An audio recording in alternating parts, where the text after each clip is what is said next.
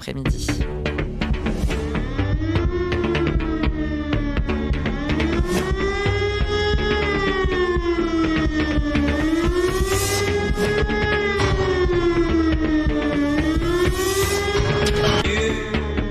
Christophe sur France Maghreb 2.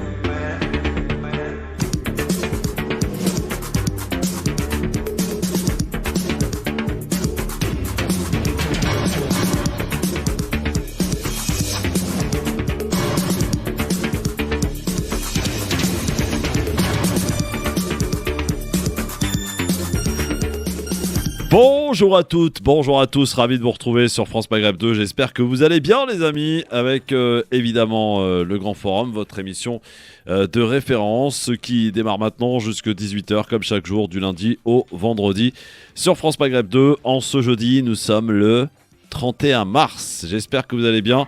Voici le programme pour cette émission de ce jeudi. On va parler évidemment de cette alliance, nouvelle alliance au Moyen-Orient qui est en train d'entrer en vigueur, donc plus que jamais, entre Israël et 4 pays arabes qui renforcent leur coopération au travers d'un rassemblement qui a lieu en ce moment avec les ministres des Affaires étrangères notamment. Ça concerne l'Égypte, le Bahreïn, les Émirats et le Maroc. Nous en débattrons. Les entreprises françaises doivent-elles quitter la Russie ? Comme il est un petit peu sommé de faire en ce moment à ces entreprises françaises. Alors il y a quelques réfractaires, il y a Auchan par exemple qui décide de rester en Russie, continuer de travailler. Que doivent-elles faire ces entreprises selon vous ? Eh bien on en reparlera avec vous au 01 40 33 9000. C'est le numéro de téléphone du bonheur. Et le zapping évidemment, on ne l'oublie pas. Beaucoup de choses à commenter dans cette émission sur France Maghreb 2 qui démarre maintenant. C'est le LGF, le Grand Forum, comme chaque jour de 16h à 18h. Bienvenue dans le Grand Forum, présenté par Christophe Fro. Le Grand Forum. Avec aujourd'hui et en studio, monsieur Kader Chiban, conseiller régional Île-de-France, Europe Écologie Les Verts. Comment ça va mon Kader ? Salut Christophe, ça va. On se remet de la défaite de l'Algérie tout doucement. Ah ouais, c'est dur hein. Ça fait mal, hein, ça fait mal. Faut le reconnaître. Smaïn Tefour qui est de retour, notre journaliste algérien. Comment ça va mon Smaïn ? Très bien Christophe, et toi ? C'était bien le bled ? Très très bien, franchement, un bol ouais, d'air. Ça fait du bien magnifique. De retrouver... Ouais, se ressourcer surtout, ouais. Christophe. La belle histoire est avec nous, la belle histoire qui scrute cette émission, qui écoute et qui en fera une chronique en fin d'émission. Salut la belle histoire, Mam. Bonjour à toutes et à tous. Et félicitations à toi pour le Sénégal qui s'est qualifié, qui a obtenu son billet pour le mondial. Mon cher, ce fut tendu hein, en tout cas jusqu'à la fin face à l'Égypte, mais en tout cas au tir au but, le Sénégal l'a fait, comme d'ailleurs la finale de la Coupe d'Afrique des Nations. Donc belle victoire et bravo à toi, la belle histoire. C'est gentil. Nous sommes aussi avec Yasser Louati, alors pour rien vous cacher, qui est sur sa moto, c'est un fou celui-là. Comment ça va mon Yasser ? Bonjour Christophe, bonjour tout le monde. Bonjour, Yasser Louati, félicitations pour la Tunisie, hein, Msartek Roya. Merci. Eh ouais, vous l'avez fait, vous allez au mondial, vous allez au Qatar les Tunisiens, bravo. Eh bien c'est parti les amis, et un match à 4 aujourd'hui, c'est pas 2, c'est pas 3, mais 4 pour le quiz. Attention, écoutez bien mes questions, et je vais scruter de très près, pour pas qu'il y ait de triche, évidemment, celui qui donnera la bonne réponse en premier. Première question. Qu'est-ce qui a été inauguré à Paris en 1889 ? La Tour Eiffel. La Tour Eiffel, bonne réponse, Ouais, Smaïn. ouais. Ouais, Smaïn, bonne réponse. Ça Alors, va est-ce vite. que vous connaissez la hauteur de la Tour Eiffel au moment de son ouverture sans les antennes TV hein ? Ah ça, je saurais vous le dire. 300 mètres, non ? Alors, 312,20 mètres. Ouais, Exactement. 312. Voilà. Alors maintenant, elle fait un peu plus qu'on a rajouté une antenne radio DAB là, récemment. Donc voilà. Attention. Deuxième question. Quel célèbre acteur met un terme à Bruce sa Willis. carrière ? Oui, Bruce Willis, qui souffre en fait d'aphasie, qui est un trouble du langage. C'est ce que l'on a appris donc Bruce Willis. Qui l'a dit, Kader ? Non, c'est Non, pas non, c'est pas une. Non, c'est pas moi. Non, C'est non. qui ? plus. C'est le bonhomme qu'il y a sur sa moto, je crois. Ouais, je crois aussi.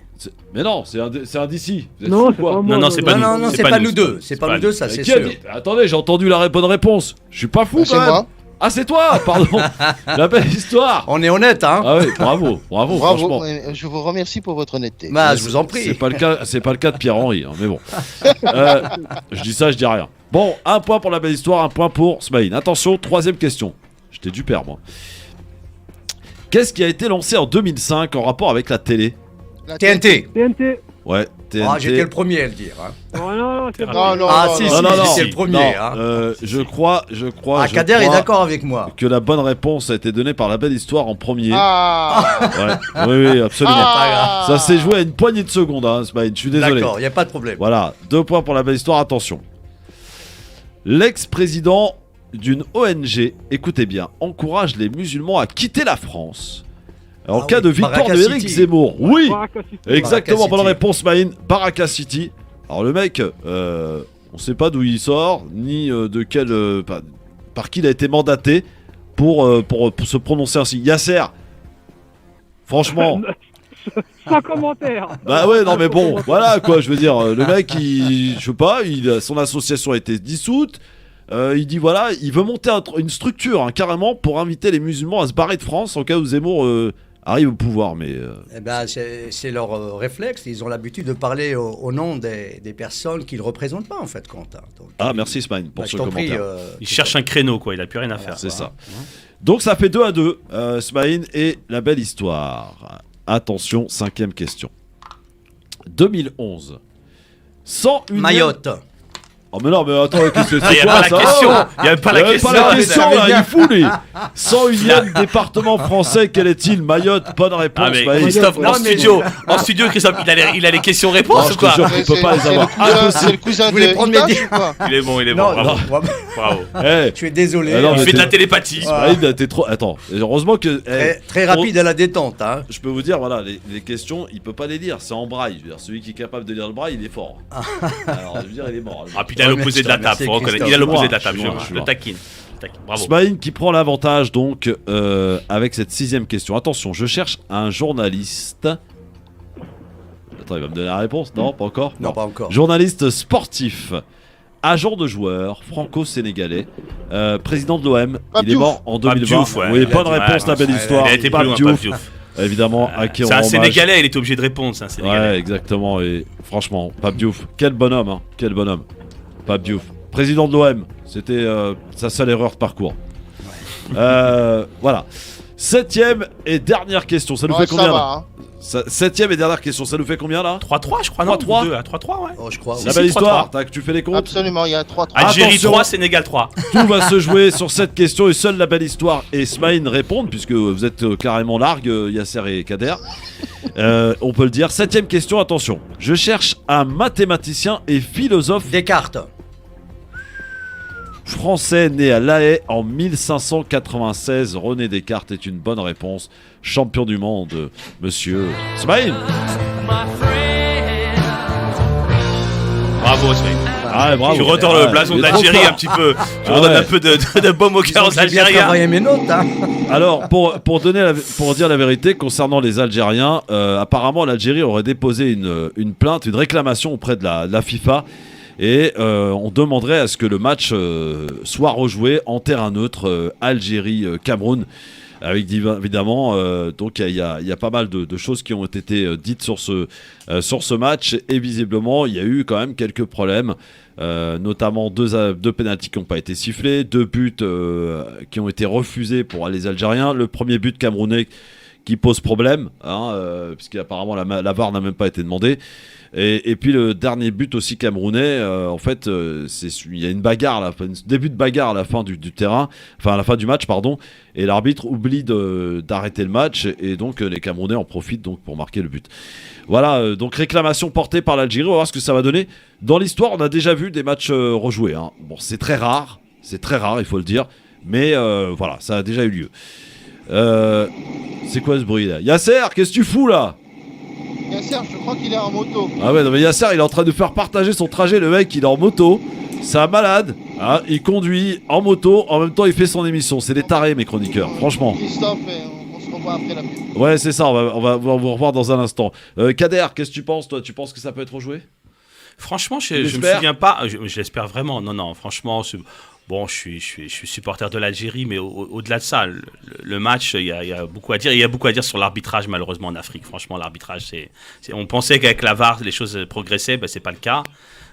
S'il était rejoué, ça serait que justice. Je pense que ce serait normal. Ouais. Ouais, je pense que ça serait Smaïn, normal. qu'est-ce que t'en penses? Bah, écoute, tu risques d'être un peu subjectif parce que je suis algérien, Ouais. mais toujours est-il que l'espoir fait vivre. Hein, donc il faut être optimiste. Donc je pense que ça va se faire, peut-être, pas sûr, mais peut-être. Ouais, en tout cas, affaire à suivre parce que donc effectivement, alors il y aurait toute la sélection, comment dirais-je, le personnel de la fédération algérienne qui démissionnerait et en fait le dossier serait confié à un cabinet extérieur, à un bureau extérieur qui sera en charge donc de ce dossier, de porter la plainte, réclamation auprès de la FIFA et de suivre ce dossier très près. Alors, il y a beaucoup de rumeurs par rapport à cela. On dit même, d'ailleurs, selon les rumeurs, que l'arbitre aurait été payé, que la transaction se serait faite à Paris. Enfin voilà, pas mal d'informations dont il faut faire le tri. Je dis bien, il faut prendre tout ça au conditionnel et faire le tri. Quoi qu'il en soit, c'est vrai que les Algériens qui ont regardé le match, tous les amoureux du ballon, peuvent quand même constater très tranquillement qu'il y a eu quand même un problème d'arbitrage, sur ce match, donc voilà. Soyez les bienvenus sur France Maghreb 2. Dans cette émission, on va parler est-ce que vous êtes chaud là, prêt pour le Ramadan? Ça y est les gars? Très bien, oui. Ouais. On est Vraiment. prêt, on est prêt. Ouais. Prêt, On est ouais. prêt. Ouais, chaud patate. Très très bien, même prêt moralement, religieusement, psychologiquement, tout quoi. Ouais, on va voir si les mines que vous aurez la semaine prochaine, à mon avis, on va bien rigoler, hein. On est habitué. Hein. Ouais. 01 40 33 9000 les amis pour nous rejoindre, pour évidemment participer à cette émission, nous donner votre avis qui nous intéresse. Le peuple a plus que jamais la parole dans cette émission. Je dois vous faire une petite confidence les amis. Ma mère a écouté l'émission mardi et ma mère m'a engueulé. Pourquoi? Ah bah, déjà ma mère qui m'engueule c'est pas très rare, hein, c'est normal en même temps. Et elle m'a dit mais je t'ai pas élevé comme ça. J'ai dit quoi? Qu'est-ce que j'ai fait? Elle m'a dit je t'ai entendu débattre avec les auditeurs, tu les tutoies et ça ne se fait pas. Je dis mais non en fait on tutoie les auditeurs, tranquille quoi, c'est en famille. Non moi ça me gêne, je suis en colère. Elle était vraiment énervée hein. J'ai dû la calmer, j'ai dit attends maman tu vas pas m'apprendre à faire de la radio quand même. Non je ne veux pas que tu tutoies les gens. Bon bah écoute donc à partir de maintenant je vais arrêter de tutoyer les auditeurs.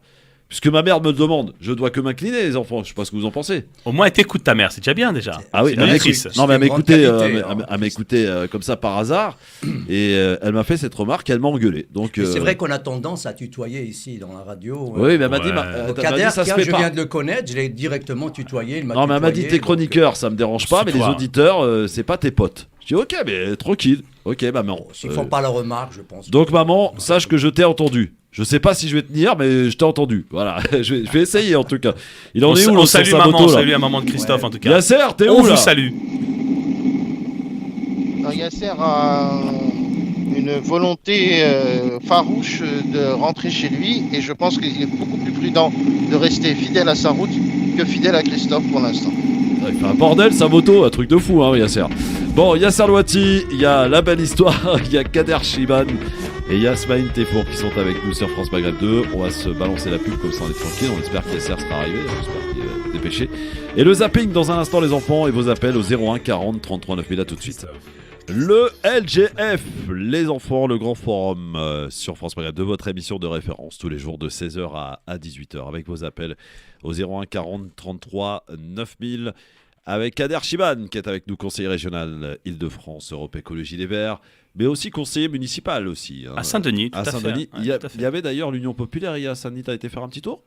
Non, je suis pas allé, non. Ah. Non, j'avais d'autres choses à faire. Mais tu as raison, Oui, j'étais là. c'était au Franc-Moisin, Franc-Moisin, bien vu. absolument. Bah, t'es bien informé. Ah bah quand même, oui. Je recevais monsieur le maire de Stein, Asdin Taibi, il y a 2 jours. Oui. Voilà, Mm. qu'on salue d'ailleurs. Hein, Que je connais très J'aime bien. beaucoup, très Astin. impliqué. Voilà. Monsieur Smaïn Tefour, qui revient fraîchement du bled, voilà, Voilà, on a tout dit. qui a ramené les dates. Bah oui, Hein avec plaisir. Mais... Les dates du Ramadan. Ah ouais, ouais. Les Il a- meilleurs, elles Il viennent a d'où? payé cher son billet. Hein. Il a payé cher son Allez, billet. comme, Ah ouais c'est- Combien t'as payé? Bah, Un scandale. on va dire, j'ai pris Combien un aller simple, je l'ai payé à peu près 500 €. Ah ça va. Oui, ça va. Après, j'ai Enfin, ça va, non, j'ai c'est payé cher. le Non, reste. ça, on va à New York et on revient pour 500 €. Il y a non, 2 mais heures t'as raison, d'avion. t'as raison. J'avais pas le choix, on va dire. J'avais pas le choix. Je 500 comprends. balles. Non, j'avais pas le choix. Je devais C'est m'y du rendre. racket organisé, je sais pas. Bon, parce- Bon, enfin, après, On non, en il y a une reparlera, Christophe, amélioration. Attendez, hein, parce que non, parce que c'est vrai, Kader, de ce point de vue, quand on est en France, on a l'impression qu'il y a des prix prohibitifs. Ça, c'est vrai, je le nie pas. Mais quand on est en Algérie, les prix sont raisonnables. D'ailleurs, mon billet retour m'a pas coûté autant. Donc, un aller-retour m'a coûté à peu près la même chose. Donc, et sur une année. Donc, c'est un billet ouvert. Donc, j'ai payé l'équivalent de 400 €. Hein. Donc, Non, mais ouais. si je peux me permettre, Christophe, Ouais, rapidement oui, cette je t'en prie, question. vas-y. Oui, Kader. On L'autre, il est toujours parle sur sa d'une moto. société hein. de concurrence. La concurrence, ça devrait faire baisser les prix. Air France. Mais Air France, c'est plus cher. Non, en France, c'est plus cher Voilà, qu'Air donc, Algérie. Je défends Il y a pas une Air entente. Algérie. Non, mais il y a une entente Ouais. qui fait qu'il n'y a pas de concurrence. C'est illégal. C'est dans ce sens-là. Oui, D'ailleurs, tout vous pouvez à- nous appeler, ouais. les amis, parce que je sais qu'alors, on peut en parler. Je veux dire, il n'y a pas de problème. Air Algérie, les prix exorbitants, faut le dire. Hein, ça peut monter jusqu'à plus de 1000 €. Et vous pouvez même avoir des billets à plus de 1000 €. Faisons escale. Pour vous faire une escale, Incroyable. t'imagines, à la Francfort pour aller à Alger. Non, mais c'est un vrai problème. Et il y a beaucoup de personnes que je connais et qui ont perdu des proches et qui ont dû dépenser des sommes faramineuses Tout à fait. pour emmener les leurs en Algérie. Et c'est absolument scandaleux quand on voit par exemple que le gouvernement algérien a envoyé des supporters algériens au Cameroun pour à peine 200 €. Donc voilà, là vraiment c'est un problème que le président de la République, que le gouvernement algérien doit régler d'urgence. Les Algériens de France sont pas des vaches à lait, d'accord.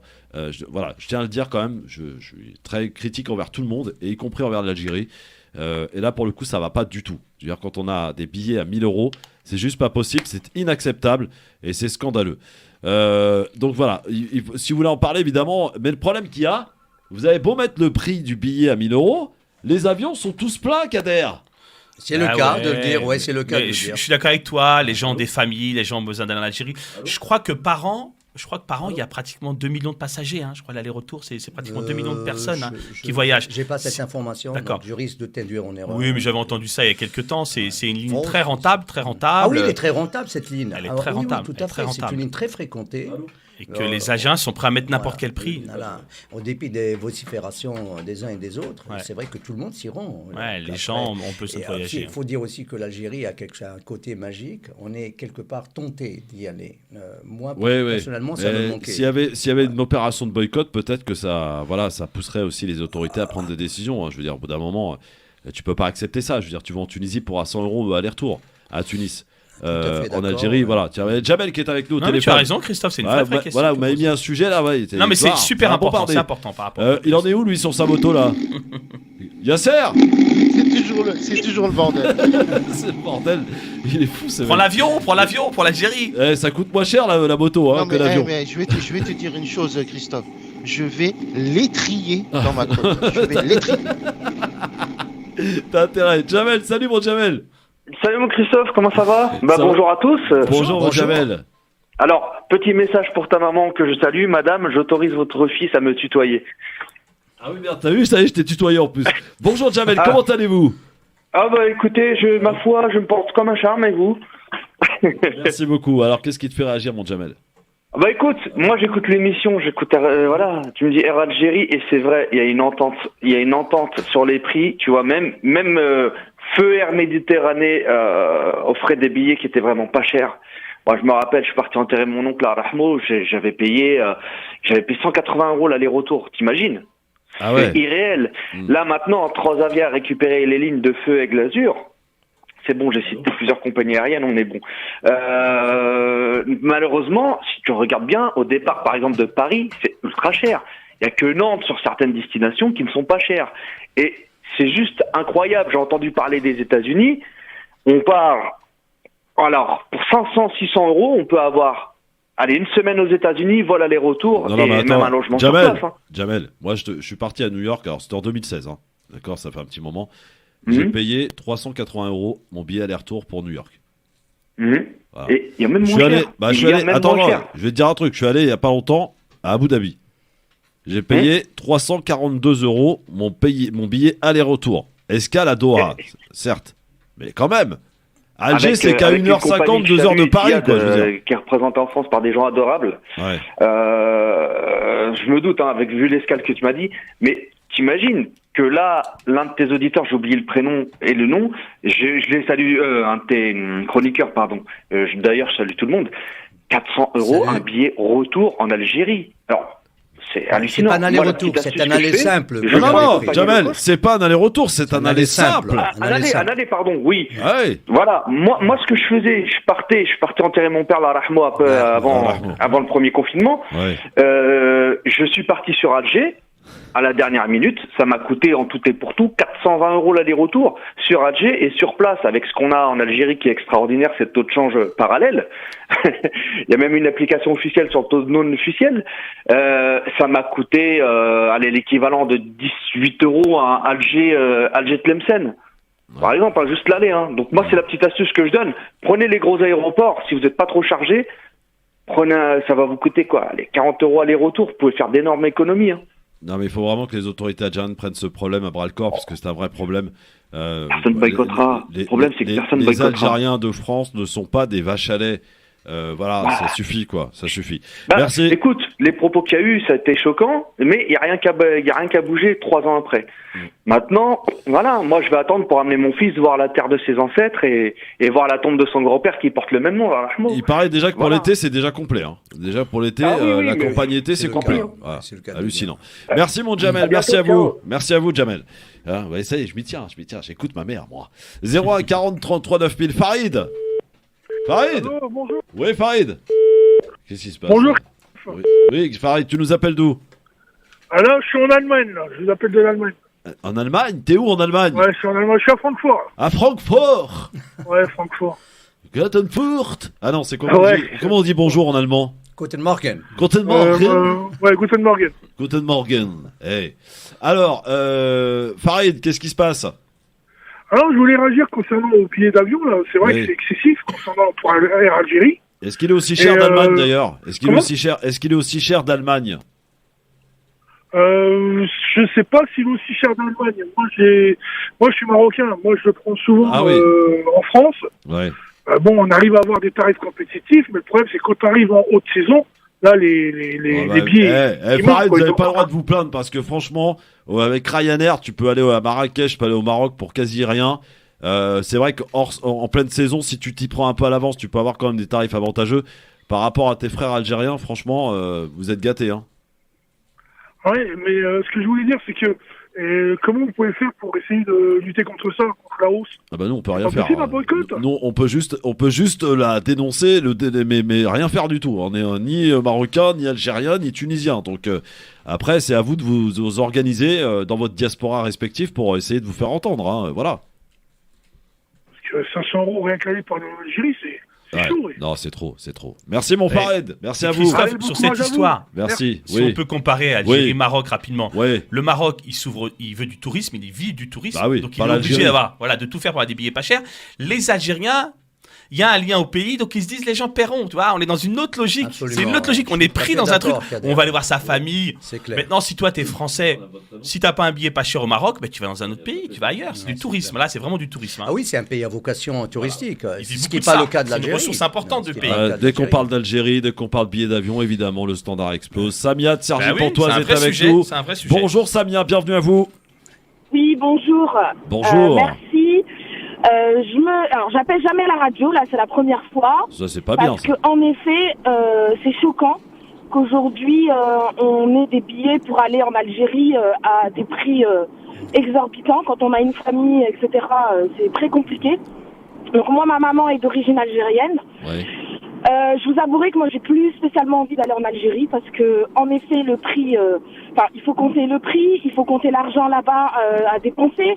Et en Algérie, la difficulté aussi, c'est que c'est pas un pays très touristique. J'ai envie de dire, il n'y a pas grand-chose à faire. Quand on va là-bas, c'est pas très attractif comme la Tunisie ou comme le Maroc. Ou quand on va dans ces pays, on a plus tendance à faire plein d'activités, à vraiment passer des bonnes vacances. En Algérie, on va vraiment pour la famille. Évidemment, de voir la terre, c'est un beau pays, mais qu'on n'a pas exploité. Et nous, aujourd'hui, en tant que Français, avant tout, d'origine algérienne, c'est très compliqué. En fait, à partir du moment où on rentre en Algérie, c'est-à-dire que quand on va faire notre passeport, il y a de grosses difficultés. C'est pesant, on prend sur nous, on a plein de démarches à faire, on doit revenir, on a des incompréhensions. Et ensuite, quand on veut aller, quand on a peu de vacances et qu'on priorise, on se dit on va aller en Algérie, on se rend compte qu'en fait, c'est très cher, on n'est pas très bien accueillis, il n'y a pas énormément de choses à faire. Donc, je pense que le problème, c'est que en Algérie, il va arriver un moment où les gens n'iront plus. les générations à Alors, venir. je peux vous dire, Non, je suis Samia, pas d'accord. Samia, je vais vous dire une chose. pense Samia, pas. ça fait Non, des non. années. Et Alors, puis, je vais en dire, plus, attends, bouge pas avant, Smaïn, avant ouais. que tu répondes, parce que je pense que t'es pas d'accord par rapport à ce qu'a été Oui, dit. tout à fait, Mais je Christophe. vais juste vous préciser, Samia, que ça fait des années qu'on dénonce la cherté des billets d'avion en Algérie. Ça fait des années et des années que les avions, ils sont pleins, Samia. Et pour diverses raisons, je veux dire, il y a des gens qui ont besoin d'aller voir leurs parents, il y a des gens qui ont besoin d'aller voir leur famille, il y a des gens qui ont besoin de partir en vacances en Algérie. Et vous pourrez mettre le billet à 2000 €, les avions seront pleins. Donc, pour le coup, c'est pas un problème qui date d'aujourd'hui, ça date depuis des lustres. Mathusalem. Alors, quand Samia te dit, Smaïn, qu'il n'y a rien à faire en Algérie, qu'on y va juste pour la non, famille, je quoi. suis pas tout à fait d'accord, non. Peut-être il y a une vingtaine d'années de ça, ça pouvait être le cas, mais c'est plus le cas maintenant. Moi, je me suis rendu en Algérie. C'est un pays que je connais très bien, pour la simple raison que je suis algérien, je suis issu de là-bas. Et cette fois-ci, j'ai noté une amélioration. Avant de partir, j'avais des appréhensions. Ouais. J'ai dû même téléphoner à certains de mes contacts pour savoir si les choses étaient tellement dramatiques qu'on me le présentait. Finalement, une fois sur place, je me suis rendu compte qu'en Algérie, bon, il y a des problèmes, il est vrai comme dans tout pays, mais que ça bougeait dans tous les sens. Il y a quand même un changement, il y a eu une amélioration, que ça soit au niveau déjà de la police des frontières. Quand on est rentré, on a été très très bien accueillis. D'accord. À l'entrée et à la sortie. Les douaniers, exactement, donc à la hauteur aussi. Et pour parler de tourisme, l'Algérie est en train de s'ouvrir graduellement, lentement, mais ça avance quand même, parce qu'on a vu des hôtels pousser un peu à droite, à gauche. Il y a des centres d'attraction qui sont privés, d'ailleurs, essentiellement privés, qui sont en train de pousser un peu partout, surtout dans l'ouest algérien, qui est quand même une région très convoitée par le reste des Algériens. Et là, on est dans une espèce de tourisme un peu intérieur, mais ça va pas tarder donc à se développer à l'extérieur, ça c'est sûr. Hein. Voilà, Samia, ça vous donne envie d'y aller quand même? Moi, je trouve qu'il y a quand même beaucoup de retard. Moi, j'ai habité une année aux Émirats. Oui. Et je trouve que, comparez à pas. la différence, Oui. il y a des pays où c'est vraiment Non, mais attractif. les Émirats, pardon Samia, moi j'en reviens, les Émirats c'est bling bling, c'est que du fric, ça balance dans tous les sens, c'est démesuré, pardon, si c'est ça que vous voulez pour l'Algérie, je suis pas sûr moi. Hein. Non, attention, moi j'ai quitté les Émirats parce que justement c'était trop bling bling, c'était Bah ouais, non, mais trop carrément. m'as-tu vu, c'était trop fake. Ouais. C'est pour ça que j'ai quitté les Émirats. Mais on a la chance justement, les Maghrébins, d'être un peuple chaleureux, un peuple quand même, on est accueillant, etc. Et on a envie que, les Maghrébins sont quand même assez nationalistes, sont fiers de leur pays, et il faut qu'ils mettent la main à la pâte et qu'ils développent le pays pour nous, les petits-enfants, les arrière-petits-enfants, pour qu'on puisse venir. Je trouve qu'il y a quand même un train de retard. J'espère qu'ils vont se réveiller, j'espère qu'ils vont développer le pays pour que, au-delà des Algériens, que le monde entier puisse s'ouvrir et découvrir ce beau pays. Ouais. Et apporter au pays aussi, parce que quand on s'ouvre au tourisme, il y a des personnes qui vont venir de l'extérieur et ça va permettre aux Algériens de se perfectionner, de s'améliorer et de s'ouvrir parce qu'ils ont la possibilité. Mais ils ont quand même beaucoup de retard. Vous faites quoi dans la vie, Samia? Je suis enseignante. Enseignante. Ah, vous enseignez au lycée, au collège? L'école primaire. À l'école primaire. Ça va, tout se passe bien? Vous avez beaucoup de Covid en ce moment, hein? Ouais, beaucoup de Covid. Beaucoup de Covid, mais ça va. Bon. Je voulais ajouter un mot, Christophe, sur Bon cette courage en dimension. tout cas, Samia. Merci de votre appel. Beaucoup. Christophe, Oui, juste un Kader. mot sur cette dimension. Oui. C'est vrai que si on cherche chose d'artificiel, c'est pas en Algérie qu'il faut le trouver. La force de l'Algérie, c'est la dimension humaine. Et quand on connaît l'Algérie, il y a toutes ces difficultés. Hein. Je suis pas en train de dire que c'est un pays, tout va bien. Il y a une crise sociale et tout. Mais il y a un humour, il y a un état d'esprit. Il faut se fondre dans la masse. C'est particulier, l'Algérie. Moi, la dernière fois, j'y suis allé. J'aime bien cette anecdote. Je suis en voiture, je vais me garer. Et dans un parking, quelqu'un me dit avancez l'arrière. Et je le regarde, je dis mais qu'est-ce qu'il me demande? Il me demande quoi? C'est courant, Et avancer l'arrière, c'est reculer. Mais tu peux pas savoir la barre de rire que j'ai eue. Et ben, c'est des souvenirs comme ça que C'est j'aime. vraiment C'est courant, cette Algérie-là j'aime. Alors c'est une autre façon de voir les choses. C'est une autre façon. clair. une autre Avancer dimension. l'arrière. Avancer l'arrière. C'est joli. Ça veut pas dire reculer. Il m'a dit avancer l'arrière. Je le regardais. Je dis qu'est-ce qu'il veut? Mon fils il me dit qu'est-ce qu'il veut le monsieur? Avancer l'arrière, c'est reculer. C'est ça l'Algérie aussi. Redouane est avec nous. Salut Redouane. Ouais, salam alaikum, ça va, vous allez Salam. Ça va bien mon Redouane? Vous nous appelez d'où? Tu vas bien? Ouais, maman, désolé, j'arriverai pas. Tu nous appelles d'où, Redouane? Moi, j'appelle de Montmagny, à côté des Pinay. Montmagny, ouais, très bien, on connaît très bien. Qu'est-ce qui se passe pour Redouane? Alors, moi, je suis algérien, bien sûr. Ah ouais, J'appelle, c'est par rapport à la cherté des billets. oui. Alors, je vais commencer déjà, je vais faire un petit débrief. Regarde, les problèmes, en fait, ils commencent déjà au consulat. Ouais. On fait la chaîne pour faire notre passeport, Ouais. on se fait humilier là-bas, ainsi de suite. On a du mal à trouver des billets. Mhm. Et ça, c'est pour les gens qui vont vers Oran, les grandes villes. Mais nous, moi, je suis quelqu'un qui vient de très très loin, des portes du désert. Je suis à 5 heures ou 6 heures de route de Oran.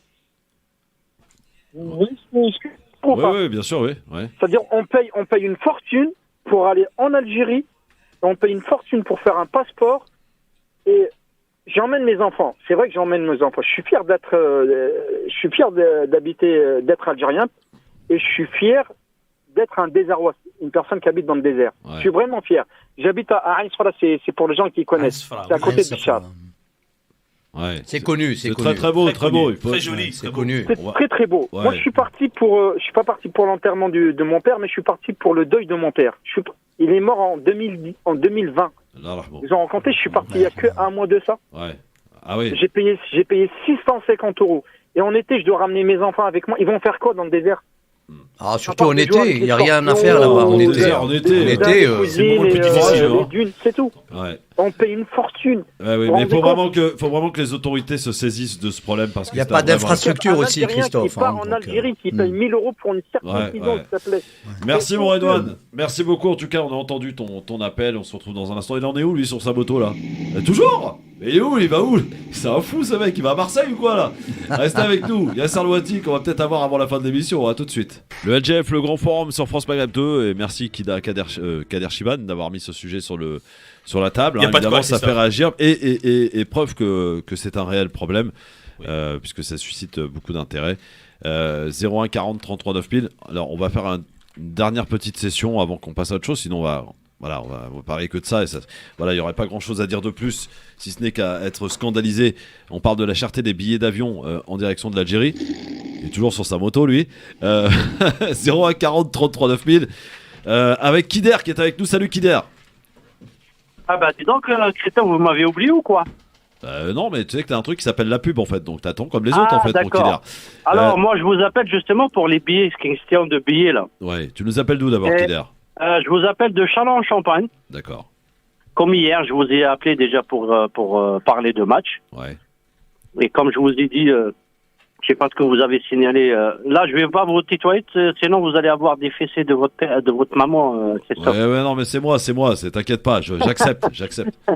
Alors, ce que je voulais vous dire, question de billets là, vous pouvez rien faire, mais Christophe, moi, je vous propose d'appeler ou d'inviter le député. Mais ils veulent pas. algérien. Hein Quel député? Vous connaissez les députés algériens vous? Ah, on les connaît pas. Ouais, le problème, c'est que. Ah, le non, problème, mais un les député, mecs, le ils député soient- Ouais, qui je sais s'occupe bien, ça existe. des immigrés, ou Mais je sais pas comment mais il ils sont- s'appelle pour le Écoute, moment. Kider, je vais Mais- t'expliquer un oui. truc.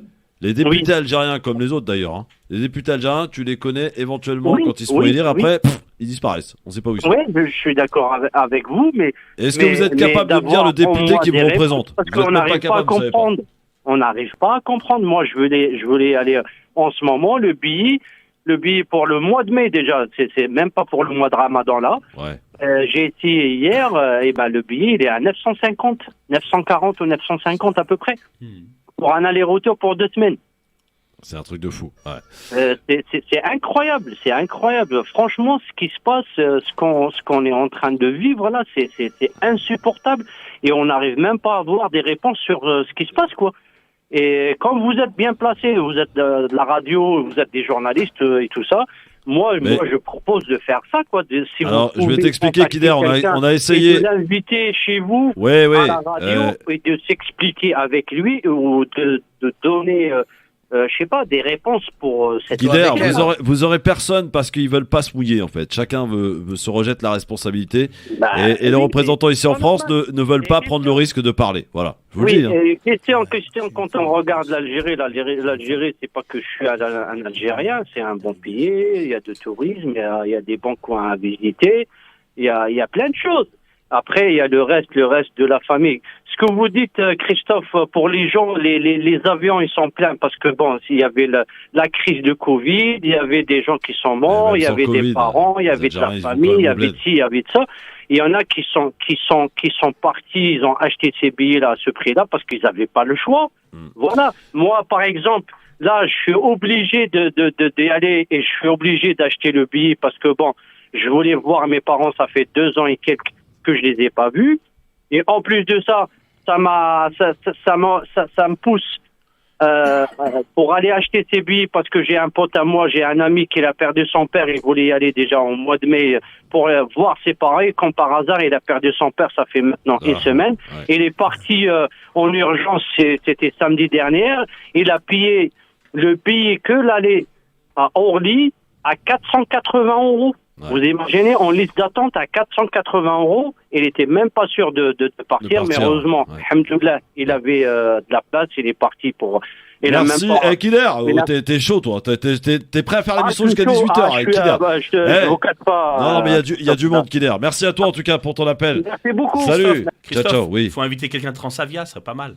Ils veulent pas venir, les mecs. On les a invités, directeur d'Air Algérie, les machins, on les invite pas, ils veulent pas. D'accord. Ils s'en foutent en fait, ils encaissent, c'est tout. Ok, je m'arrête là. Allô, qui est avec nous? Oui, allô? Oui, ton prénom? Abdelkader. Abdelkader, tu nous appelles d'où, c'est Abdelkader? De Clichy. De quoi? 92. Clichy, 92. Clichy, j'ai compris Pissy. J'ai quoi, c'est Pissy? Clichy, d'accord. Alors on t'écoute, mon ami, vas-y. Non, après, moi, je voulais parler par rapport à l'Algérie. C'est vrai que les...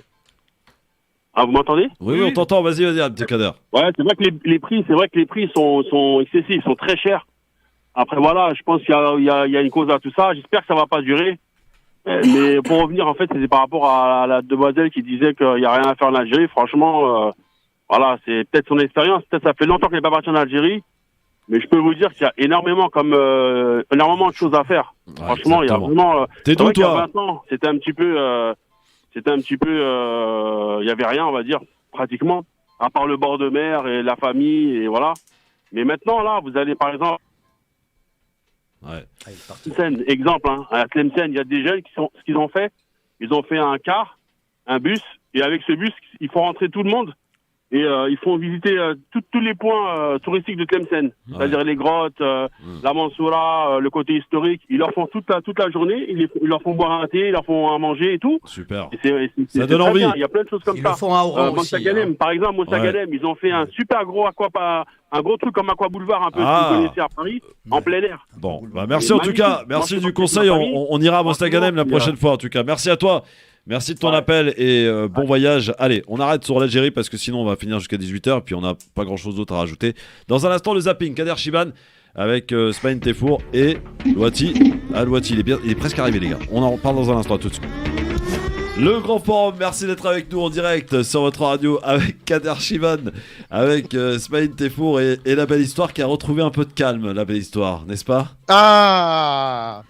Comme dirait Pascal Sevran. On est bien. Ah, on est bien. Il y a Louati qui est complètement fou, il nous a fait partager son trajet en moto. Et le mec arrive à la maison, on se dit, bon, c'est bon, ça y est, on est tranquille. Le mec, il coupe, il raccroche. Non, mais un truc de fou. Et dire que c'est le chroniqueur légendaire, enfin historique du EDF. Hein. Voilà. Bon, les amis, soyez les bienvenus avec Kader Chiban, avec Smaïn Tefour.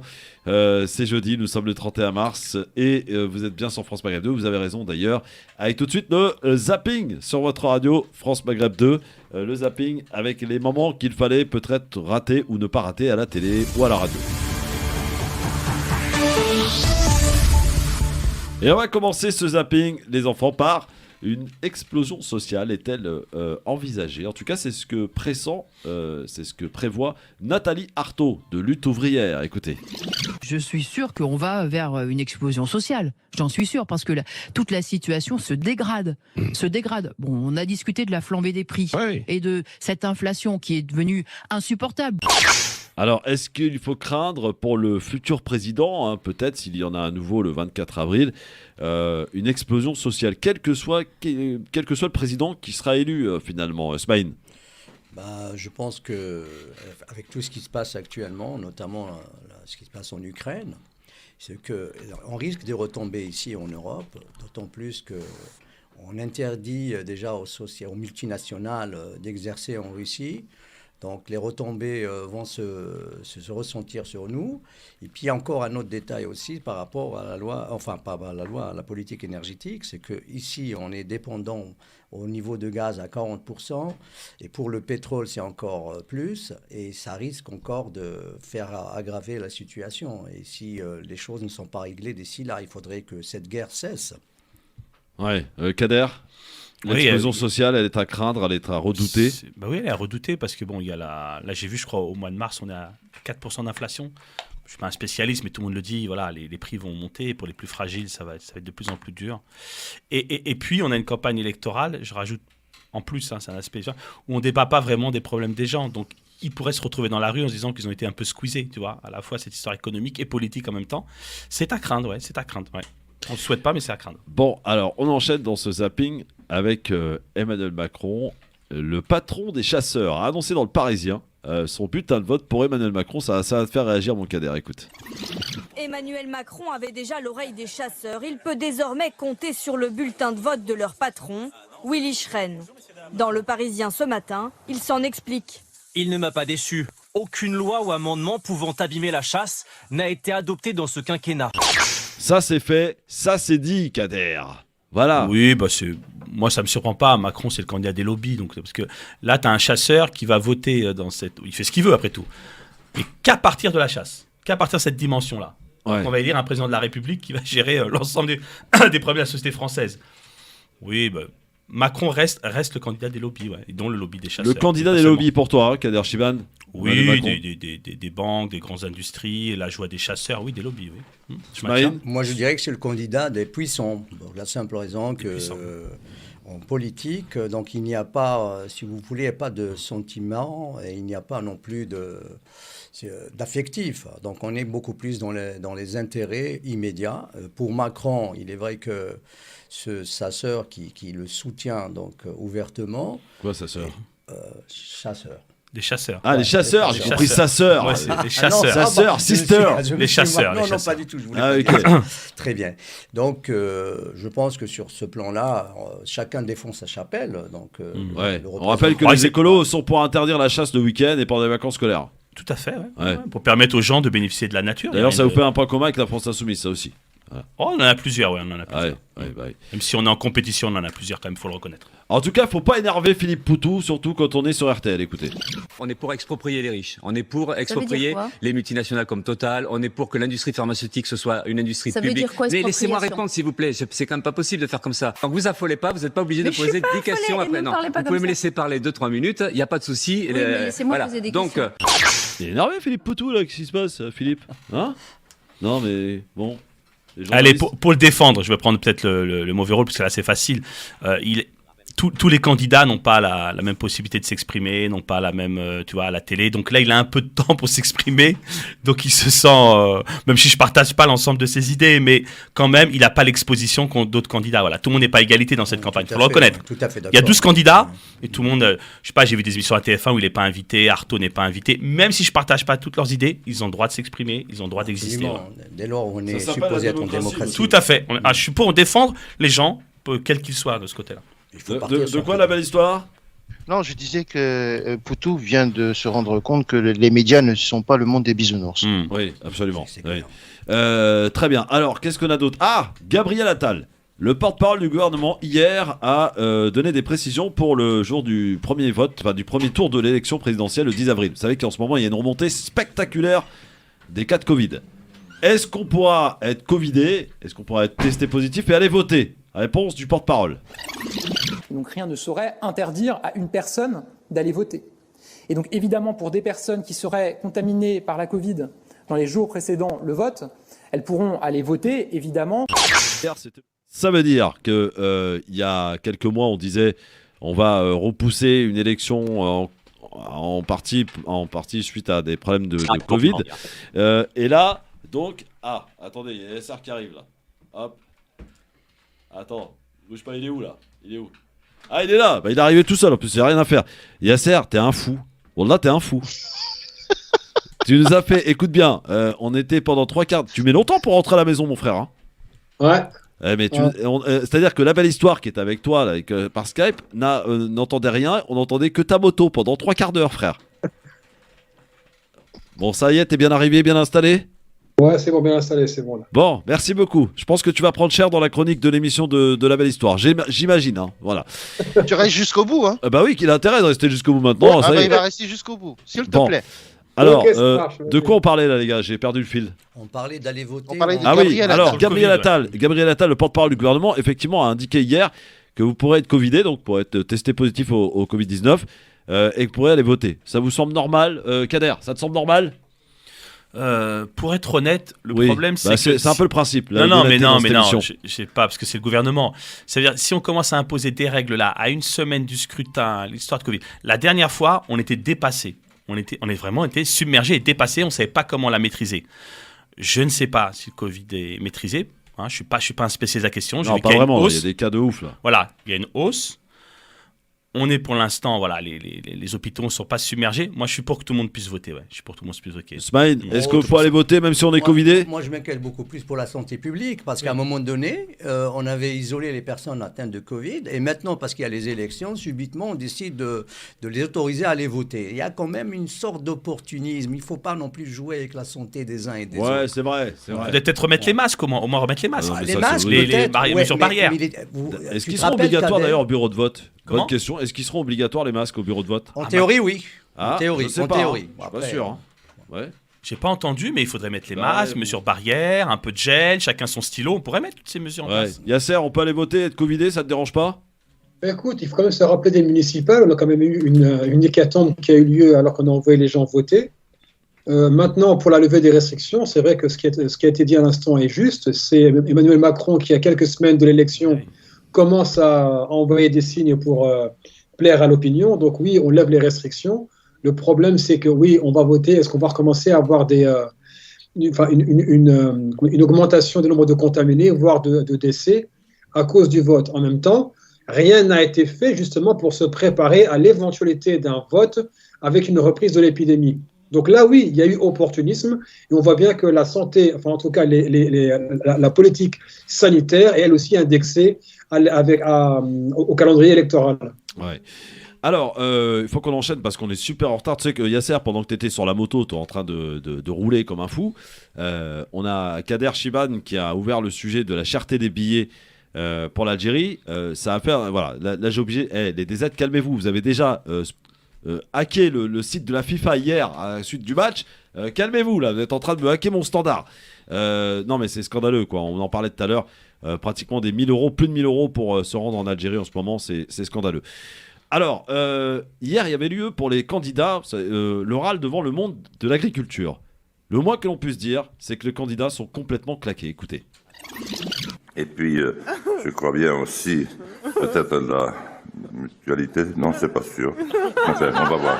Alléger la fiscalité des transmissions, hein, avec la défiscalisation. Pardon. Et quels peuvent être bien ces objectifs ? Sur transposition. Ça va plus du tout. Il est temps que ça s'arrête pour ces quatre-là. Là, en tout cas, Jean Lassalle, Pécresse, Le Pen et Zemmour. Ils étaient fatigués là. Ils sont au bout. Ils sont au bout. Ça y est, ça, c'est la fin. Un nouveau lapsus, tiens. Il nous habitue en ce moment à nous en sortir un chaque jour. Un nouveau lapsus, écoutez Fabien Roussel. Moi, quand je dis que je défends la gastronomie française, une bonne viande, un bon vin, un bon fromage, mais aussi une bonne bière. Parce que... Une bonne vieille, voilà. Fabien Roussel.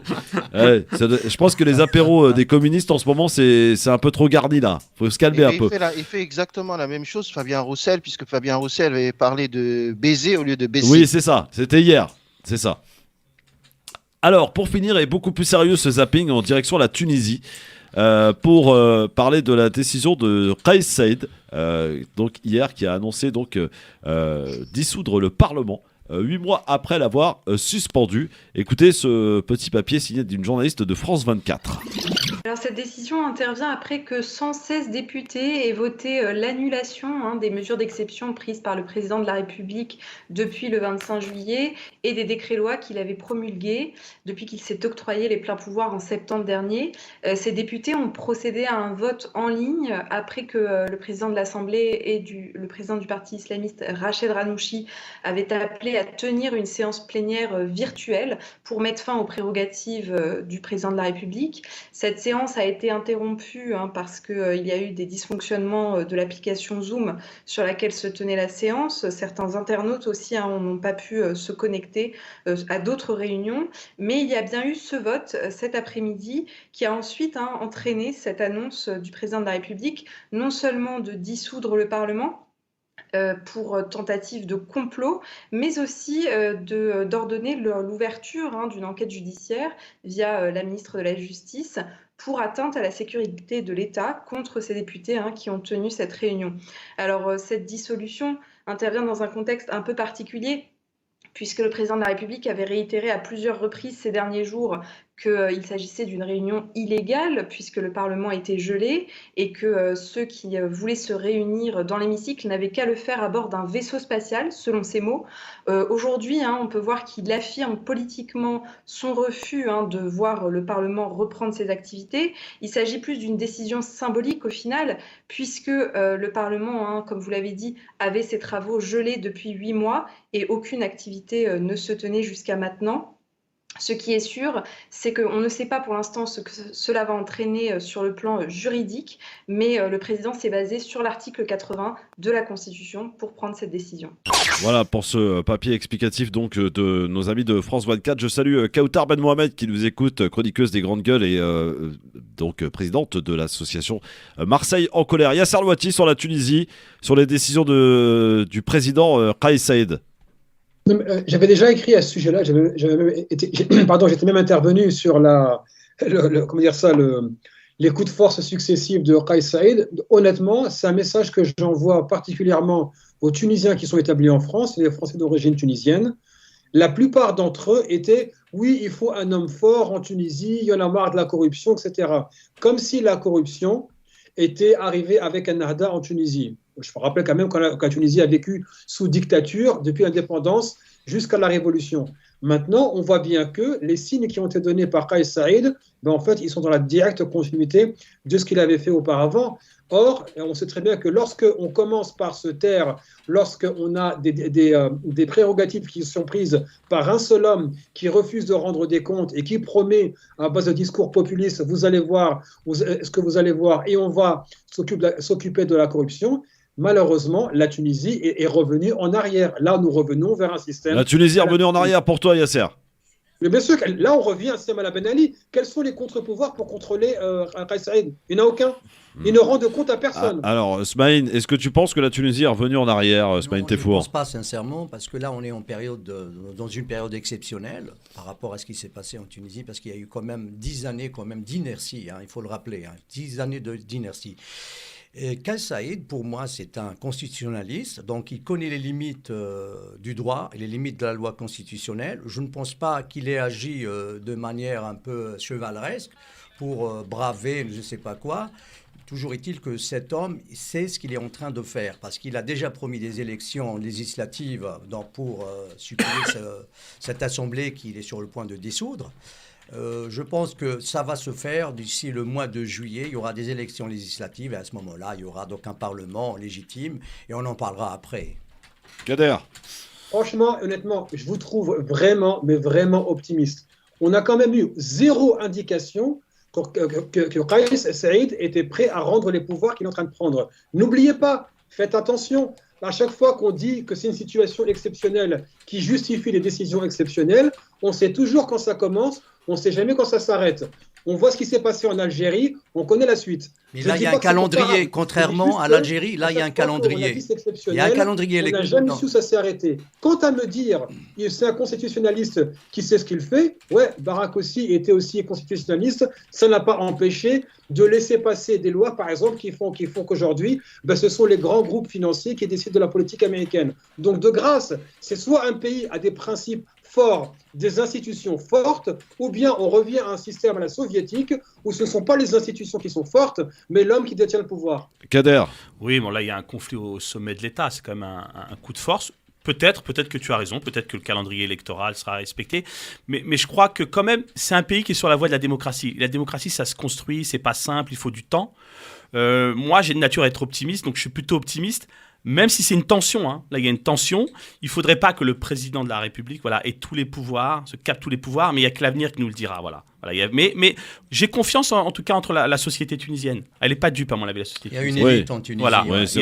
Ça c'est important et c'est eux le contre-pouvoir. C'est terminé pour le zapping. On enchaîne sur notre premier sujet, les enfants, pour parler de cette nouvelle alliance, pour ceux qui font mine de la découvrir, au Moyen-Orient, entre Israël et 4 pays arabes que j'aime à rappeler et à nommer, et qui renforcent d'ailleurs leur coopération au travers d'un espèce de rassemblement là, qui a lieu d'ailleurs en Israël. Avec notamment ces pays, l'Égypte, les Émirats, le Bahreïn et le Maroc. Et ils sont tous, se sont tous vus, ils renforcent leur coopération militaire. Est-ce que la cause palestinienne a été trahie par les Arabes, Yasser Louati? Ça, c'est carrément plus d'actualité. Oui, c'est vrai, tu as raison. Par contre, ce qu'on voit, c'est qu'on voit que le mouvement initié par les Émirats, le mouvement de officialisation des liens qui de toute façon existait déjà, le Maroc a signé pour avoir la mainmise et en tout cas une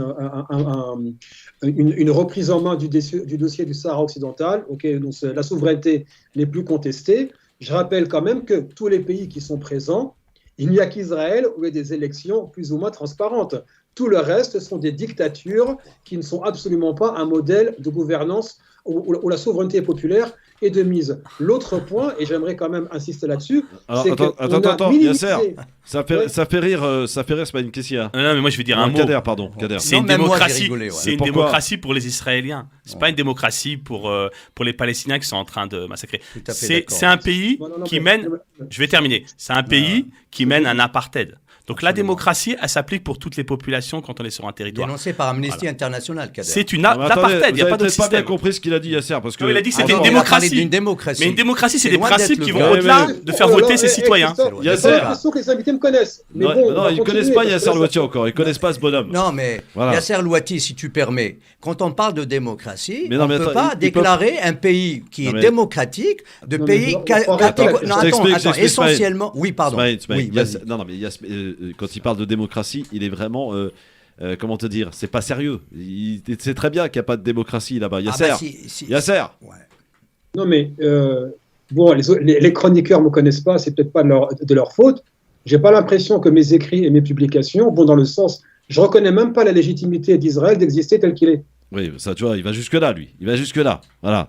Donc, c'est un État colonial qui a été, qui est né d'un génocide sur la population autochtone à base d'une idéologie racialiste suprémaciste européenne.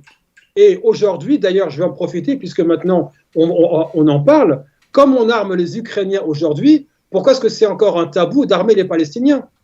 Donc, on ne vient pas me faire le procès de me dire c'est une démocratie. Non. Oui, c'est toi qui as parlé de démocratie. C'est toi qui l'as dit. On t'a repris tout ce que tu dis, on le sait. On t'a repris sur le fait de démocratie. Leur donner ce point-là, c'est tout. Ils ne comprennent pas l'humour, les mecs. J'avais pas compris l'humour. Si c'est de l'humour, je l'avais pas compris. Je pense que les auditeurs n'avaient pas compris. Chez les écolos, vous avez plus d'humour, ça y est. Non, franchement, j'ai pas compris. Mais sérieux, Christophe, moi-même, j'ai cru que défendait un peu. Là, franchement, je prends personnellement ça. Excuse-nous. Voilà. Bon, alors, Smaïn. Oui, Christophe, oui, tu voulais ? Je voulais que tu me parles, en fait. Je voulais que tu me parles de cette alliance. Je voulais que tu me parles de cette alliance contre nature. On en revient. C'est très bien.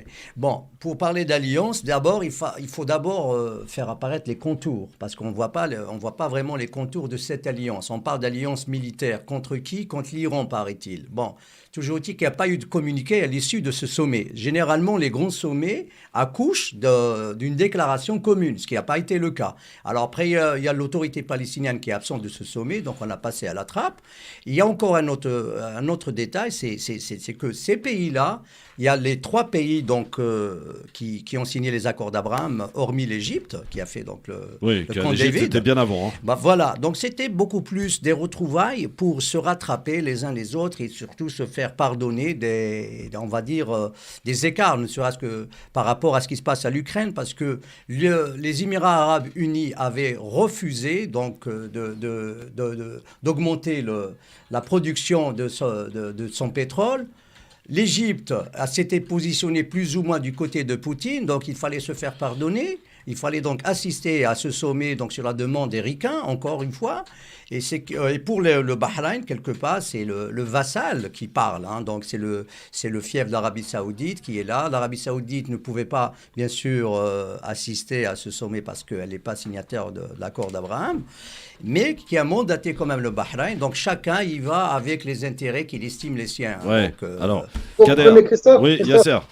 Ce qu'il faut quand même, parce que c'est vrai que là, on en parle avec la distance. Oui. Et les Palestiniens, ça a été dit à juste titre, ont été passés à la trappe. Ils ne sont même pas présents. Et il y a une précipitation qui est flagrante, aussi bien des Saoudiens que des Émiratis, qu'à part le Koweït, pour certains égards, ils veulent tous liquider la question palestinienne. Maintenant, nous qui sommes ici en France, nous avons quand même une responsabilité. Donc, on peut chroniquer du matin au soir. Est-ce que, par exemple, les chroniqueurs qui sont présents aujourd'hui pourraient être amenés à communiquer publiquement, comme je l'ai fait d'ailleurs dans mes podcasts et mes écrits, à dire, puisque maintenant ce n'est pas un tabou d'armer les Ukrainiens pour se libérer de l'invasion russe, est-ce que les chroniqueurs, par exemple, on pourrait dire, il est aussi légitime d'armer les Palestiniens qui sont occupés maintenant depuis plus de 70 ans. Je vais poser la question au conseiller régional d'Île-de-France. Kader ? Sur l'armement, moi, vous savez, j'ai toujours été. Non, mais réponds, c'est clair comme question. Je veux dire, voilà. C'est pas ça, c'est pas.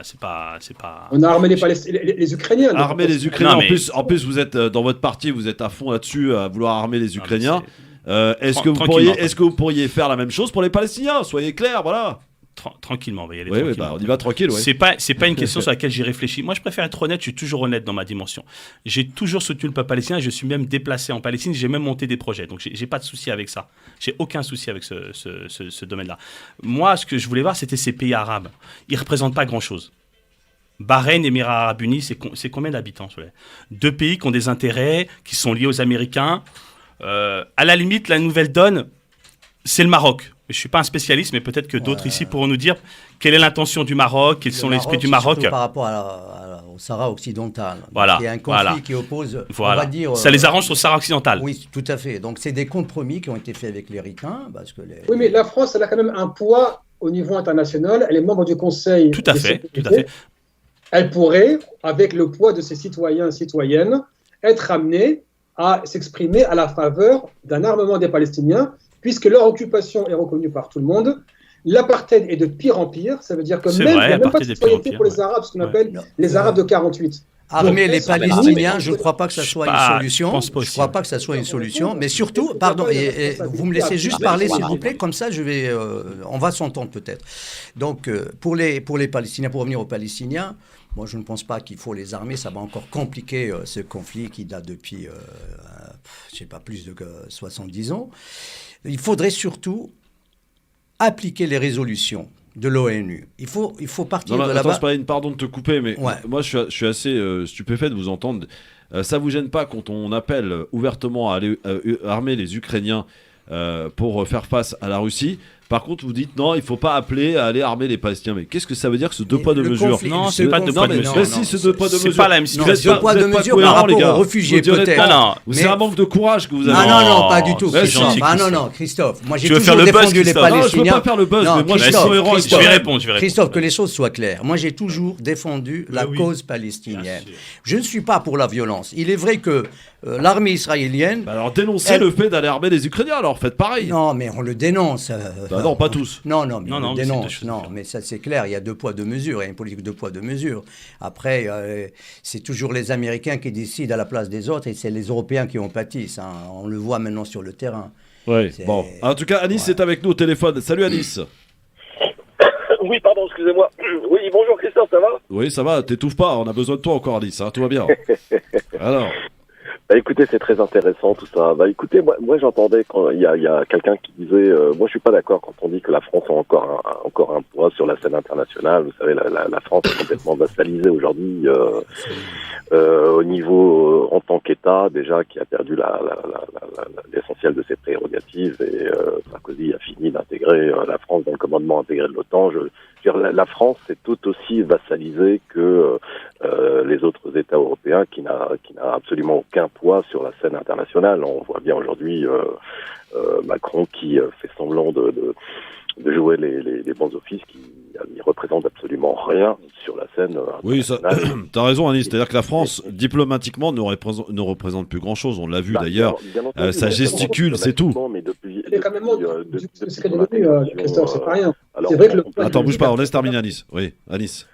Oui, alors non seulement d'un point de vue diplomatique, mais que ce soit d'un point de vue monétaire, économique, puisqu'aujourd'hui sa politique monétaire dépend de la Banque centrale européenne. Ouais.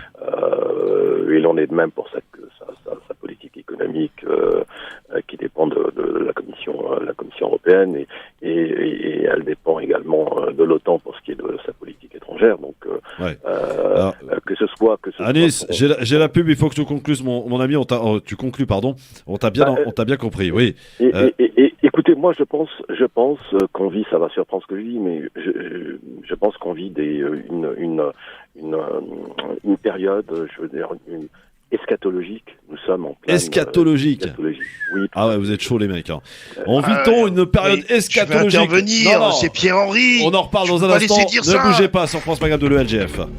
Le LGF sur France Maghreb 2, merci d'être avec nous en direct avec aujourd'hui autour de la table Monsieur Kader Chiban, conseiller régional d'Île-de-France d'Europe Écologie Les Verts, Monsieur Smaïn Tefour, journaliste, Yasser Louati qui fait partie de l'équipe évidemment de manière historique, qui est aussi à l'origine et l'auteur des podcasts Les Idées Libres que vous pouvez retrouver évidemment, et aussi président du CJL, Comité Justice et Liberté pour tous, et je viens de l'apprendre, Yasser, chroniqueur aussi dans un nouveau journal arabe, c'est ça? En fait, non, c'est pas nouveau, c'est un journal en ligne qui s'appelle The New Arab. Donc, bon, c'est pas en français, c'est en anglais. Je l'ai rejoint en tant que chroniqueur hebdomadaire pour la France. Donc, d'abord les élections, puis ensuite de manière régulière pour la France. Très bien. Alors, Yasser, j'ai une petite question à te poser avant que nous terminions sur ce sujet, sur cette coopération renforcée entre Israël et les pays arabes. Enfin, les pays arabes, si on peut les appeler ainsi. Quelques pays. Quelques pays. Ouais. Parce que les peuples ils sont contre. Hein. Ouais, absolument, merci. Évidemment. Ça, quelques gouvernements de quelques pays arabes. Et d'ailleurs, tu fais bien de le rappeler, et c'est vrai que je le rappelle à chaque fois. Le Maroc, le peuple marocain, est le peuple le plus mobilisé à chaque fois qu'il y a une dénonciation à faire pour la Palestine. Tout à fait. Ce qui va totalement à contrario avec les agissements de son gouvernement ou de son roi. Voilà. Ceci étant, il y a certes été, il me semble, prévu à intervenir dans une conférence aux États-Unis, à Washington, pour parler de la situation en France. Et visiblement, tu étais sur l'affiche, je l'ai vu, hein, Yasser Louati. Et la nouvelle affiche, tu y es plus. Qu'est-ce qui s'est passé? Écoute, il faudra peut-être leur demander. Oui, je devais intervenir avec The Bridge Initiative, en fait, qui est un département de Georgetown, à Washington. Donc, voilà, bon, je devais intervenir et mon nom a été retiré à la dernière minute. Ah oui. Voilà, bon, si j'écoute mon public, un coup de fil ou des coups de fil ont été passés par des musulmans de France ou un musulman de France. Donc honnêtement, je ne tiens aucune accusation. Écoutez, pour savoir qui, enfin bon, pas savoir qui, mais en tout cas pour avoir une petite idée, allez juste voir l'affiche, vous allez comprendre. Voilà. Honnêtement, j'accuse personne qui est sorti. Non, mais bon, voilà. Oui, bon, elle m'a dit, Yasser, tu vas arrêter d'être gentil, d'accord? Donc voilà. Bon, alors, voilà, en tout cas, c'est pas grave. Donc voilà, tu as mis d'ailleurs toutes les explications, les affiches sur ton Facebook, hein, il y a sur la voiture, donc on peut aller voir cela. Alors revenons pour terminer évidemment sur ce sujet, messieurs, sur cette coopération renforcée, et on en parlait d'ailleurs il y a un instant, c'est-à-dire que les peuples sont absolument pas du tout dans cette lignée, Kader. Quand on prend l'exemple du Maroc, qui est le dernier en date, celui qui a normalisé en fait quelque chose qui existait depuis longtemps en fait, hein, qui s'est vu obligé de normaliser par un tweet de Donald Trump. On se rappelle quand même la manière dont ça s'est passé.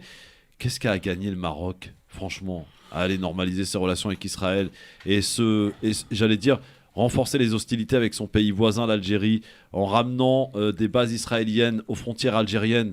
Voilà ce qui se passe aujourd'hui. La situation, elle est là. Je pense que ça permet d'assurer le soutien des Américains. C'est-à-dire que les gouvernants marocains, en tout cas, leur point de vue, j'imagine que c'est ça. Ils se disent on a besoin de la protection des Américains. Voilà, ils sont pro-américains. Mais il est vrai que le peuple, on va dire les peuples arabes de tous ces pays arabes soutiennent le peuple palestinien. Voilà, ils sont pas dans des jeux de cette manière. Et là, on se met que c'est un casting, tu vois. Ils ont essayé un casting, ils ont trouvé quatre gouvernements. Il y a une gesticulation, une envie de parce que quand même, Israël, ils sont très isolés. Ils sont toujours très isolés, quand même, hein, dans cette région du monde, en tout cas. Voilà. Parce que là, c'est pas des voisins. Pas des voisins. Vous voyez ce que je veux dire? C'est pas des voisins. C'est pas la Jordanie. Ouais. On va chercher le Maroc. Il a rien à voir dans l'espace israélien. Il n'est pas frontalier. Ça ne change rien pour Israël. Israël, autour d'elle, elle est dans... Tant qu'elle ne s'ouvrira pas, tant qu'elle ne permettra pas aux Palestiniens d'avoir leur peuple, ils ne vivront pas en paix dans cette région du monde. La balle est dans leur camp, Et là, c'est une manière d'ouvrir un contre-feu. En tout cas, je le vis comme ça. C'est évident, non, mais c'est tout à fait exact ce que tu es en train de dire, parce que depuis les fameux accords d'Oslo, les Israéliens n'ont pas respecté, on va dire, les clauses de cet accord. On en est là aujourd'hui.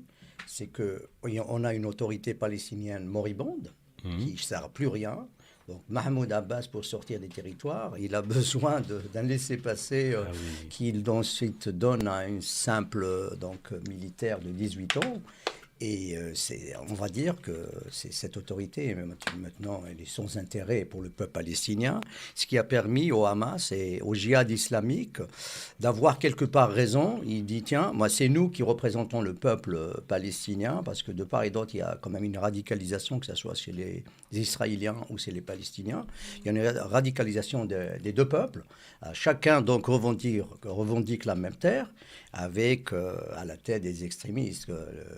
En Israël, nous avons donc des extrémistes depuis 1995, depuis la mort de Rabin, malheureusement. Et aujourd'hui, vous avez aussi le Hamas depuis 2006 qui contrôle donc Gaza et qui dit, quelque part, ils n'ont pas tort. Pourquoi? Parce qu'ils sont les seuls à résister. Parce que Mahmoud Abbas, qu'est-ce qu'il résiste et qu'est-ce qu'il fait concrètement? Il ne fait rien du tout. La seule chose qu'il sache faire, c'est demander de l'argent à l'Union européenne. Yasser. Honnêtement, il a raison. Il a vraiment raison. Pourquoi? Parce que déjà, Mahmoud Abbas, il n'a pas de mandat. Depuis il est légitime depuis 2010. Et deuxièmement, il n'est là. Et là, je cite une intervenante palestinienne qui était venue sur mon podcast et qui disait il n'est là que pour sous-traiter l'occupation et s'assurer que lui soit le représentant. Charles Anderlin était intervenu sur Orient 21, je crois, je ne m'en souviens plus quel média. Et il disait, quand il a parlé aux gens de l'OLP et du Fatah, pourquoi ils étaient encore en poste, il lui dit, mais vous ne servez plus à rien, vous ne faites que légitimer une situation qui empire. Il dit, oui, mais tu sais, nous, il y a des retraites à payer, il faut bien qu'on puisse rester pour pouvoir assurer le paiement de ces retraites. Voilà où nous en sommes aujourd'hui. D'ailleurs, pour la petite histoire, j'étais basé, dans une autre vie, j'étais pilote, basé au Moyen-Orient, et j'étais basé à Amman, en Jordanie. Je peux vous garantir que 2 jets privés, de gabarit moyen, voire gros gabarit, et c'est en permanence basé pour Mahmoud Abbas. Ah oui. Pendant que le peuple palestinien était occupé à quelques kilomètres de là. Il y a son fils aussi qui fait des affaires avec la téléphonie. Je ne sais pas si vous êtes au courant. C'est pas lui qui avait vendu le ciment pour le mur israélien? On dit ça, mais l'information n'est pas vérifiée. Mais par contre, pour les affaires, il y va. Hein. Il ne se gêne pas. Hein. On va le dire quand même, Christophe, Mahmoud Abbas, il sert les intérêts israéliens. Absolument. Il sert les intérêts israéliens. C'est clair. Voilà, parce que les Palestiniens se divisent. Il nous manque Yasser Arafat. Franchement, il manque au peuple palestinien. Même Arafat n'a pas su négocier les accords d'Oslo. Si on devait le comparer avec les accords d'Évian des Algériens. Les Algériens ont exigé à ce que le pays soit de facto un pays indépendant, ce qui n'a pas été le cas des Palestiniens. Les Palestiniens n'ont pas su. Alors, on accueille Abdel qui est avec nous au standard 01 40 33 9 pile. Abdel, bonsoir. Bonjour Christophe, tu connais ma position. Hein.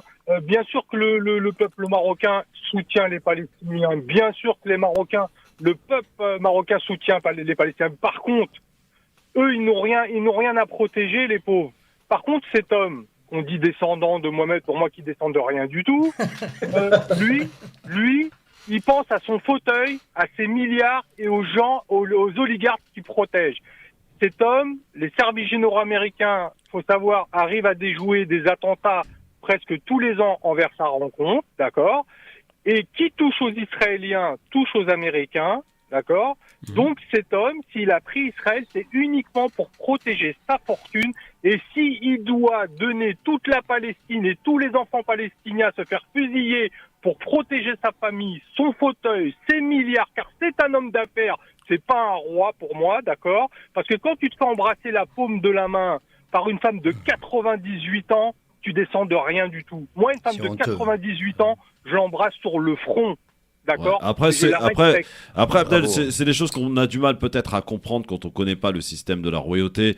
Voilà, moi je vais pas rentrer là-dedans parce que après, chacun a ses coutumes, chacun a ses principes.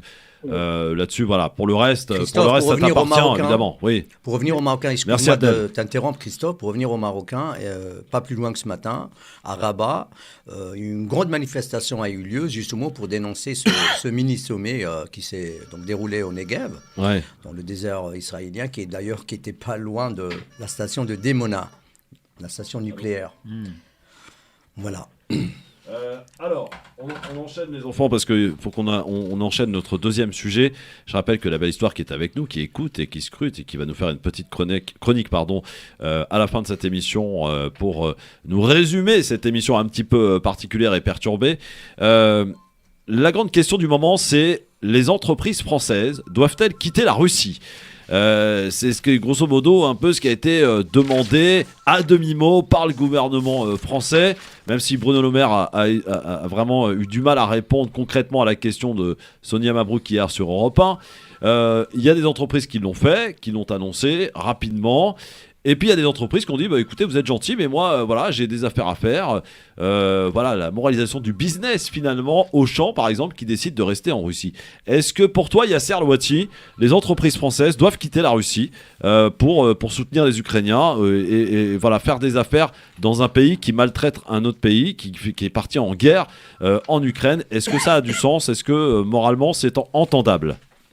En fait, sur la base, oui. Mais il faudrait que les entreprises françaises aient une histoire de boycott des dictatures et des pays qui en occupent un autre. Là, on a bien vu que les entreprises françaises n'ont pas voulu quitter la Russie. On a vu avec la famille Muliez, mais il faudrait aussi que les entreprises françaises quittent, par exemple, les colonies israéliennes, ce qui n'est pas encore le cas. Mais en même temps, honnêtement, moi, je vais être franc avec les auditeurs pour ne pas insulter leur intelligence. Cette espèce d'union sacrée de l'Occident face à la Russie, je n'y crois absolument pas. Ça ne va pas tenir. Il y a eu des élans au départ, l'Ukraine, accueillons les réfugiés, etc. Je ne sais plus qui parmi les chroniqueurs dans le studio avait dit que les Américains décident et les Européens payent sur le terrain. C'est une opinion que je partage. En même temps, il faut garder en tête que qu'est-ce qu'on va faire lorsque les entreprises qui voudront partir seront ou seraient nationalisés par Poutine, leurs avoirs en Russie gelés et que les milliards restent en Russie et ne partent pas. Je prends un exemple tout simple. Il y a en ce moment 500 avions qui ont été loués par les compagnies aériennes russes. 500 au total. Qu'est-ce qu'on va faire si on demande aux Russes de rendre les avions? Vous croyez qu'ils vont les rendre? Ça veut dire 500 les avions, je ne sais plus combien de milliards ça se chiffrait. J'ai oublié le chiffre, il ne faudra pas m'en vouloir. Donc, il y a un moment, on a certes des ambitions qu'on met sur la place publique pour paraître comme le chevalier blanc qui se tient aux côtés des Ukrainiens. Ouais. Non, on a plus une alliance de facto qui s'est installée, on a un élan qui s'est lancé, mais honnêtement, je ne crois pas que la France a les moyens de cette guerre et encore moins les moyens de boycotter la Russie. Ça ne veut pas dire que je ne le souhaite pas. Oui, bien sûr, on a bien compris, Yasser. Alors, des entreprises françaises qui étaient présentes en Afrique du Sud durant l'apartheid. On a même eu combien de négociations qui ont été faites sur le nucléaire, etc. On a vu les diamants de Bokassa. Donc la France a vraiment une histoire de présence aux côtés des dictatures. Je ne vous parle même pas du Rafale qui a été vendu à Sissi en Égypte, par exemple. Notre ami Kader et Ismaïl vont s'exprimer dans un instant. Et vous, 01 40 33 9000, les entreprises françaises doivent-elles quitter la Russie? À tout de suite. Merci d'être avec nous en direct sur votre radio France Maghreb 2, avec vos appels évidemment au 01 40 33 9000, avant d'écouter Kader et Ismaïl sur le fait de pouvoir aller, de quitter, pour les entreprises françaises, de quitter la Russie. On a Redouane qui est avec nous et qui souhaite répondre à Abdel tout à l'heure, qui s'en est pris assez violemment au Maroc et plus principalement au roi du Maroc. Redouane, bonsoir. Redouane? Il est où, Redouane? Il est parti, Redouane. Bon tant pis, tu voulais répondre, mon vieux. Écoute, je te laisse la parole, tu raccroches. Bon, alors, Kader Chiban, les entreprises françaises doivent-elles quitter la Russie? Est-ce que, voilà, c'est pour faire des affaires? Est-ce que moralement ça se tient de pouvoir continuer à faire des affaires en Russie aujourd'hui? Ouais, bon là on est déjà dans le couple infernal entre ceux qui font du business et ceux qui font de la politique, c'est toujours compliqué. Symboliquement, ça aurait du sens que les entreprises, mais à l'échelle européenne, des grosses entreprises partent, même si Auchan ne changera rien. Je veux dire, Auchan reste ou pas, elle n'est pas dans un domaine stratégique. Les entreprises comme Total, ça a du sens. Ça a du sens pour contraindre un peu plus la Russie. Auchan, ça serait un symbole, mais ça ne changerait rien sur la donne. Moi, je crois aux sanctions économiques, financières, voilà. Donc je suis assez partagé. Si elle le fait, c'est très bien, mais sinon ça change pas vraiment la donne pour moi. Smaïn, est-ce que les entreprises françaises doivent quitter la Russie? Franchement, pour l'intérêt de la France, je pense qu'il ne faut pas se retirer de ce pays, parce que si à chaque fois la France doit payer les pots cassés pour l'Amérique, c'est pas une bonne chose. On l'a vu avec l'accord de la sortie du nucléaire. BNP a dû payer une amende, je ne sais pas de combien de milliards, je ne me rappelle plus, c'était quand même faramineux. Et qu'aujourd'hui, nous qui en subissons ici les conséquences de cette guerre, je ne pense pas que ça soit vraiment une bonne chose de se retirer. Il faudrait privilégier peut-être la voie diplomatique pour régler ce conflit. Parce que l'Ukraine, quand même, c'est un pays qui devrait adopter, à l'image de la Finlande, du temps du monde bipolaire, donc URSS, États-Unis, une position de neutralité pour s'éviter justement tous ces déboires. On voit bien que Zelensky, il est en train de pointer ces sociétés via donc le Parlement français et qui leur donne quasiment un ordre de cesser de leur activité. Mais c'est jusqu'à quand? Donc que ça soit donc, toujours au détriment de la France, parce qu'il y va quand même de l'économie. Les Américains, quand il s'agit d'économie, ils ne rechignent pas, ils ne reculent pas en arrière, quitte à liquider la terre entière. Donc je pense que les Français, pour une fois, doivent regarder les choses objectivement et prendre plus ou moins une décision plus ou moins timorée pour justement voir le bon côté des choses, si je puis m'exprimer ainsi. Je ne pense pas que ça soit encore une fois, Christophe, une bonne chose. Ouais. Alors, c'est vrai qu'on entend beaucoup le gouvernement, et particulièrement Bruno Le Maire hier, qui était interrogé sur Europe 1, Yasser, qui ne répond pas en fait à cette question. Il dit les sanctions, rien que les sanctions, doivent être appliquées aux entreprises d'apprécier elles-mêmes la situation. C'est pas répondre. Voilà. Tu sais, regarde, le problème avec Bruno Le Maire, c'est vraiment l'incohérence de son discours. Moi, je me souviens, je l'écoutais le matin sur RTL ou France Inter, je ne me souviens plus. Il a tambouriné pendant un quart d'heure, 20 minutes. Nous allons mettre l'économie russe à genoux. La population russe fera partie des dommages collatéraux, etc.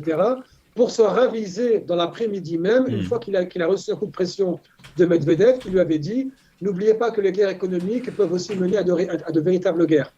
Donc là, honnêtement, ce qui a été dit, je ne le partage pas, je ne suis pas d'accord, j'estime que la France doit se retirer. Mais par contre, je peux l'entendre. Néanmoins, concernant la posture française, pourquoi avoir dès le départ tenu à montrer les muscles quand on sait que la France n'a pas les moyens d'une confrontation économique, encore moins militaire, avec la Russie?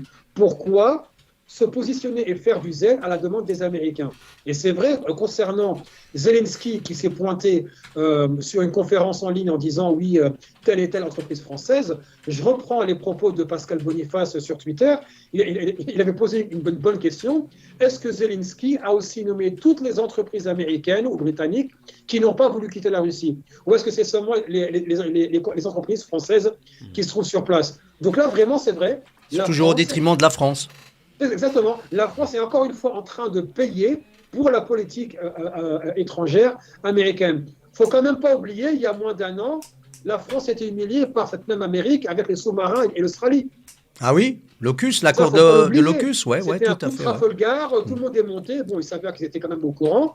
Et le cousin américain n'a eu aucun scrupule pour s'aborder un accord de plusieurs milliards entre la France et la Russie pour imposer ses propres sous-marins.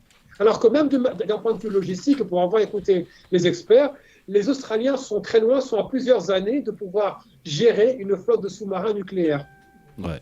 Donc là, ça appelle, quand est-ce qu'on va avoir un retour de la France en tant que, je ne sais pas, est-ce que la France est capable d'avoir une politique étrangère souveraine? Honnêtement, j'en doute, mais c'est quand même qu'une chose qu'on peut appeler de ses voeux. Mais depuis Sarkozy, on voit bien qu'on s'est totalement inféodé aux Américains, on le paye très cher, on le paye sur le terrain, et l'Amérique va encore tirer profit des déboires européens, à commencer par la France. Conclusion là-dessus, Kader Chibab. Yasser, on peut reconnaître que la France, on le disait tout à l'heure, c'est une puissance moyenne, même si c'est vrai, elle a son siège permanent à l'ONU, dissuasion nucléaire, ça reste une puissance de moyenne impuissance, Voilà. Et donc, la France, là où elle peut être autonome, c'est au sein de l'Europe, d'avoir une Europe forte. Mais où tu as raison, je te reconnais, pas une Europe au pied des États-Unis. Ça, c'est vrai. Là, on a un vrai souci. Il faut couper ce cordon. On peut continuer à avoir des partenariats, des alliances, mais en étant autonome. Et aujourd'hui, malheureusement, l'Europe, c'est une puissance économique. C'est pas encore une grande puissance politique, malheureusement. Malheureusement. C'est pas une conclusion là-dessus?